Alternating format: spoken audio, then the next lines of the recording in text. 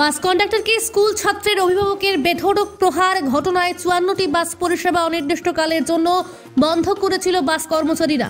থানায় অভিযোগ গ্রহণ না করায় এবার আদালতের দ্বারস্থ বাস কর্মচারীরা। আজও বন্ধ রয়েছে বাস পরিষেবা।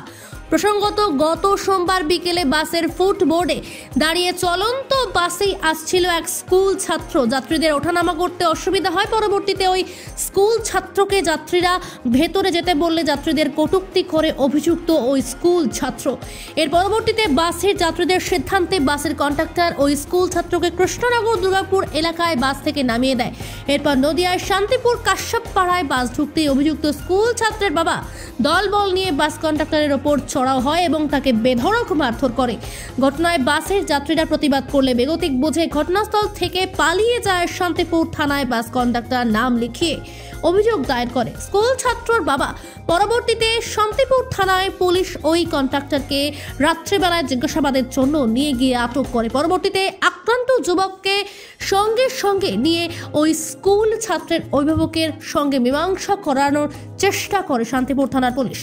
ঘটনায় মীমাংসা করতে চায় না বাস কর্মচারীরা এবং ওই আক্রান্ত বাস কন্ডাক্টরও। যদিও এর পরবর্তীতে শান্তিপুর থানায় আক্রান্তের পক্ষ থেকে কোনো রকম লিখিত অভিযোগ নেওয়া হয়নি বলেও জানান বাস কর্মচারীরা। তাদের দাবি, যতক্ষণ না পর্যন্ত ওই স্কুল ছাত্রের বাবার উপযুক্ত শাস্তি না হবে ততক্ষণ তারা এই বাস অবরোধ চালিয়ে যাবেন। তবে আদালতে গিয়ে আইনের পথেই চলবে এবং অভিযুক্ত সাজা হবে বলেই আশাবাদী তারা। দাদা, গতকাল আপনারা বাস বন্ধ রাখা শুরু করেছেন, প্রায় ৫৪টি বাস পরিষেবা বন্ধ রেখেছেন। আপনাদের স্টাফকে মারধর করা হয়েছে কোনো এক ছাত্রের বাবা, যে অভিযোগ উঠছে। তারপর থানায় গিয়েছিলেন, কি হলো তারপর? থানায় এখন অফিসাররা বলছে মীমাংসা করতে, কিন্তু আমাদের যে অভিযোগ যে আমাদের স্টাফরা মার খেলো মিথ্যা দোষে, আমাদের গিয়ে আবার রাত্রে থানা থেকে আমাদের যে মার খেলো তাকে তুলে নিয়ে গেল, সেই জিনিসটার জন্য আমাদের এই অবরোধ রয়েছে। এবার থানায় আমাদের অফিসাররা রেখেছিল, আমরা গিয়েছিলাম মীমাংসা। অফিসাররা বলছে মীমাংসা করতে, কিন্তু আমরা মীমাংসার মধ্যে যাব না।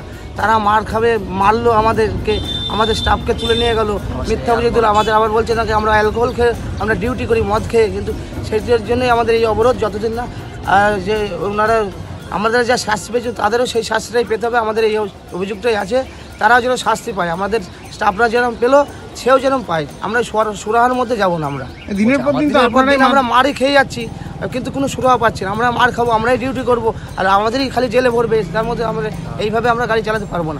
সহযোগিতা করছেন আর প্রশাসন আমাদের সেরকমভাবে সহযোগিতা করছে না, খালি বলছে মীমাংসা হয়ে আসো। মীমাংসা করে আমরা দিনের পর দিন মার খাচ্ছি। এর আগেও এরকম একটা কেস হয়েছিল, তাও আমরা মার খেয়েও আমরা ডিউটি করছিলাম। প্রশাসন বলেছিল দেখবো, কিন্তু সেইভাবে আমাদের দেখছে না প্রশাসন, ওপর থেকেও দেখছে না আমাদের। আচ্ছা, আরেকটা প্রশ্ন, এখন কি আদালতে যাচ্ছেন?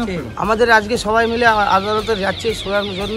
দেখেও ওখানে ওপরে যাচ্ছে আদালতে, সেখান থেকেই আমাদের একটা সুরাহা করতে হবে। ততদিন বাস বন্ধ থাকবে? ততদিন আমাদের বাস বন্ধ থাকবে। এই যে মারধর করেছে সে কি আপনাদের সাথে কথা বলেছে কোনো?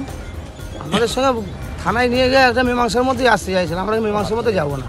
এবং যে অভিযোগ করছে যে জানা যাচ্ছে যে অ্যালকোহল খেয়েছিল সেই স্টাফ, সেই জন্য আমাদের আরো বেশি দুঃখ লেগেছে যে আমরা অ্যালকোহল, আমরা কোনো সময় দিনের বেলা ডিউটি করে অ্যালকোহল খাই, কোনো সময় আমরা ডিউটি করি না।